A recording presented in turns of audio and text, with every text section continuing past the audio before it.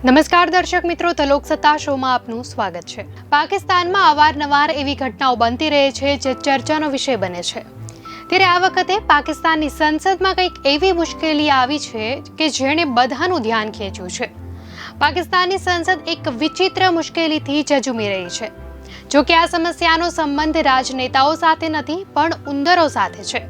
જી હા દર્શક મિત્રો, સાંભળીને અજીબ જરૂર લાગશે, પરંતુ આ ઘટના એવી છે કે ઉંદરોએ અહીં દેશ ચલાવનારા સાંસદો માટે ભયનો માહોલ સર્જ્યો છે।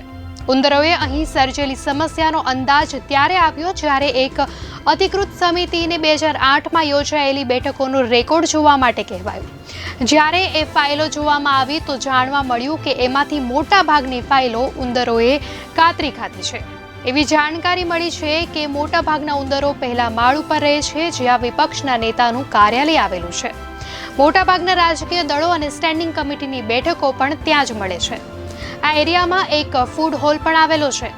દિવસે જ્યારે સંસદમાં લોકો હાજર હોય ત્યારે ઉંદર દેખા નથી દેતા, પરંતુ રાતના સમયે તેઓ ભારે આતંક ફેલાવે છે અને જરૂરી દસ્તાવેજોને નુકસાન પહોંચાડે છે।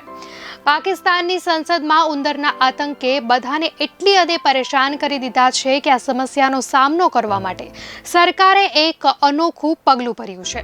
સંસદમાં ઉંદરોને મારવા માટે બિલાડીઓને નિયુક્ત કરવાની ફરજ પડી છે। પાકિસ્તાનની નેશનલ એસેમ્બલીએ આ યોજના માટે 1.2 મિલિયન રૂપિયા એટલે કે 12 લાખ રૂપિયાનું બજેટ પણ ફાળવ્યું છે। યોજના હેઠળ સંસદ સંકુલમાં કેટલીક ખાસ પ્રશિક્ષિત બિલાડીઓને રાખવામાં આવશે, જે ઉંદરોને પકડીને મારી નાખશે। ઉંદરોએ ઘણા મહત્વપૂર્ણ દસ્તાવેજોને નુકસાન પહોંચાડ્યું છે। મહત્વનું છે કે પાકિસ્તાનની સંસદમાં ઉંદરના ત્રાસના કારણે સરકારનો આ ખર્ચો અધિકારીઓ બરાબર ગણાવ્યો છે।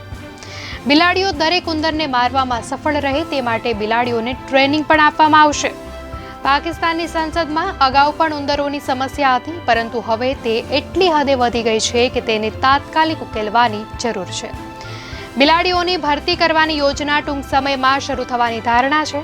અધિકારીઓનું કહેવું છે કે ઉંદરની સમસ્યાનો સામનો કરવા માટે આ ખર્ચ એક અસરકારક ખર્ચ તરીકે સાબિત થઈ શકે છે।